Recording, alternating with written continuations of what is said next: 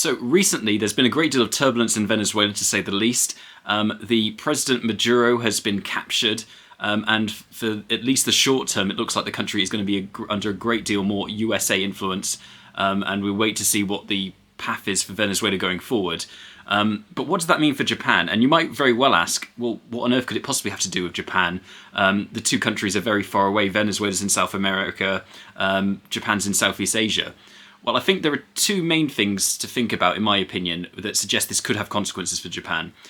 Number one is Venezuela's relationship with China.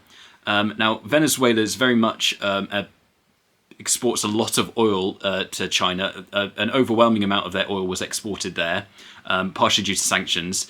However, that doesn't necessarily mean it was that important for China just because Venezuela sent a lot of oil there. However, a lot of the oil, I believe, that Venezuela sent to China was heavy crude. Now, while overall Venezuela was only in the single digits when it comes to the oil just that China imports, I think it was about 4% or something like that. It was one of the few sources of heavy crude it had, and without Venezuela, at least in the short term as an option, that means their main options in terms of importing heavy crude are going to be Russia and Iran. Would be, I think, there's possibly among the biggest. Would be among the main countries that Russia alternatively will have heavy crude to import from. So on the one hand, you could argue that's maybe a little bit of a bad thing for Japan because it forces China to be that bit more reliant on Russia, and you could argue it sort of pushes the two together. It necessitates that they become arguably just a little bit more, that they become a little bit more reliant on them, and so therefore they might want to make a closer alliance and have better relations with Russia. It makes that maybe a little bit more imperative by the loss of this heavy crude and the lack of alternatives. However, on the flip side, you could also argue that maybe this means that China is just that little bit more exposed, just in terms of its possible supply of heavy crude, and so therefore it doesn't feel the same amount of freedom that it had before, and they might just feel a little bit more exposed, so maybe they might be a little bit more hesitant to take sort of radical action. But again, this is arguably just one small part of the oil picture when it comes to China, but it's something to think about.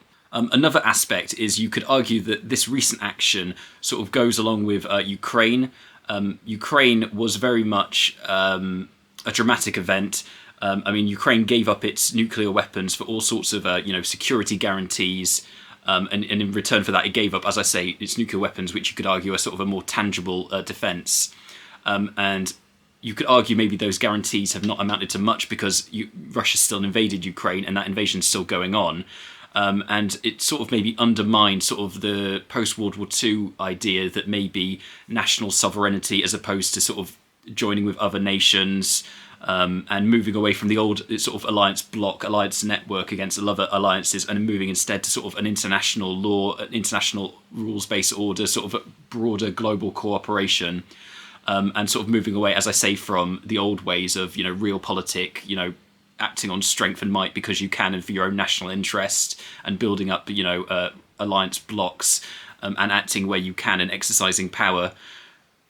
You could argue that Ukraine was one demonstration that maybe it's a reversion to the old world of realpolitik and sort of physical exercise of hard power rather than soft power and cooperation. You could maybe argue Venezuela is yet another example of that. Another thing I've seen online sort of floating around a lot is speculation that also Venezuela must mean that, Trump must have made some sort of deal with either Russia or China or both, and that because Venezuela happened, it must, I've seen the argument that something's going to happen with China and Taiwan. Now, I don't quite believe that. I think that's kind of jumping to conclusions and speculation. I don't think there's enough to say that at all, really, despite that speculation floating out there. However, I think it is maybe a demonstration that things are broadly becoming more uncertain. Sort of the geopolitical sands are shifting rapidly, and things that seemed very certain sort of 5-10 years ago now seem much less certain, and that sort of old understandings maybe don't quite apply. And so in isolation, maybe Venezuela is maybe, you could argue, not incredibly significant for Japan. You could make an argument that maybe it demonstrates that things are just a little bit more chaotic when it comes to diplomacy, geopolitics, national alliances, and it just adds to an element of uncertainty globally. and that would maybe make Japan more concerned and think more about possible implications. China and Taiwan just being one example, and so for that reason, that's just a quick overview of maybe how you could think Venezuela is significant for Japan, and it's just a few things to think about.